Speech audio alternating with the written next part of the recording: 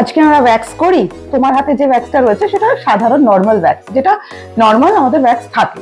আর আমার হাতে যে ওয়্যাক্সটা রয়েছে সেটা হচ্ছে chocolate wax, white chocolate wax. তো যাই হোক, সেটার কথা নয়। আজকে যখন আমরা ওয়্যাক্সটা করছি, কিভাবে ওয়্যাক্সটা করতে হয়, কি কি নিয়ে ওয়্যাক্স করতে হয়, সেটাই আজকে আমরা ক্লাসে করব।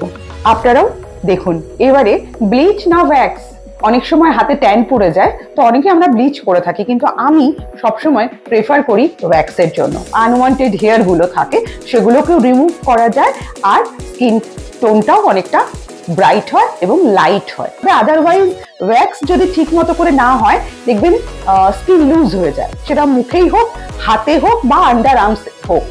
তো দেখবেন যদি আমরা প্রপারলি পুল না করি, সঠিকভাবে চেপে না ধরি বা সঠিকভাবে আমরা ওয়্যাক্সটা না করি, তাহলে কিন্তু স্কিন লুজ হয়ে যাবে আর শ্যাগিং হয়ে যাবে। চলুন।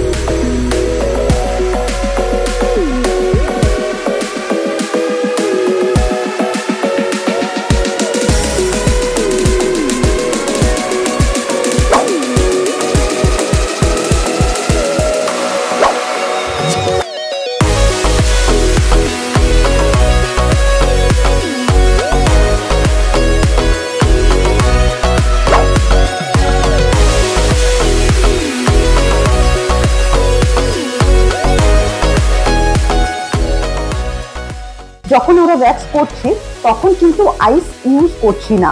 তখন যদি প্রয়োজন হচ্ছে, মনে হচ্ছে কোথাও চ্যাপচ্যাপ করছে, তো আমরা পাউডারই ইউজ করব। পুরো ওয়্যাক্সটা কমপ্লিট হয়ে যাওয়ার পর আমরা ক্লায়েন্টকে একটা বরফ ঠান্ডা দিয়ে ম্যাসাজ দিতে হবে।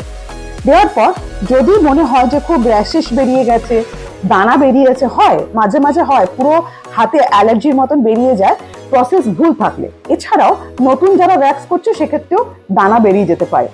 তো যাই হোক, এখানে যখন আমাদের কোনো দানা বেরোয়নি, তাহলে আমরা কি করব? এমনি ময়েশ্চারাইজার অ্যাপ্লাই করব।